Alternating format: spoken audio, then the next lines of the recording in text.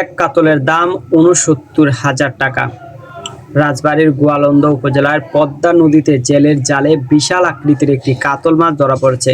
মাছটির ওজন ৩০ কেজি এবং এটি ৬৯,০০০ টাকায় বিক্রি হয়েছে। সোমবার ২০ এপ্রিল ভোরে দৌলতদিয়া ৬ নম্বর ফেরিঘাটে উজানের জেলে জমির হাওলাদারের জালে মাছটি ধরা পড়েছে। জানা গেছে যে ভোরে জেলের জমি হাওলাদার তার সহযোগীকে নিয়ে দৌলতদিয়া ৬ নম্বর ফেরিঘাটের উজানে পদ্মা নদীতে জাল ফেললে হঠাৎই ধাক্কা লাগে। জাল তুলে দেখেন বিশাল আকৃতির একটি কাতল মাছ ধরা পড়েছে। পরে সকাল ৬টার দিকে দৌলতদিয়া বাজারে রেজাউল মণ্ডলের আড়তে এনে ওজন দিয়ে বিক্রি দেখা যায় যে মাছটির ওজন ৩০ কেজি। এই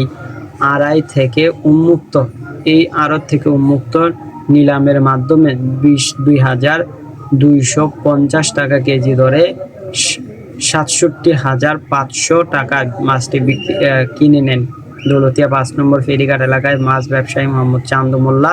পরে তিনি মাছটির এক প্রবাসীর কাছে বিক্রি করেন। এই বিষয়ে চাঁদনী অ্যান্ড আরিফা মৎস্য আড়তের স্বত্বাধিকারী মোহাম্মদ চান্দু মোল্লা বলেন যে পদ্মা নদীর বড় কাতল মাছের চাহিদা রয়েছে। এই জন্য দর্শক সাবস্ক্রাইব করবেন, লাইক করবেন, শেয়ার করবেন, কমেন্ট করতে ভুলবেন না।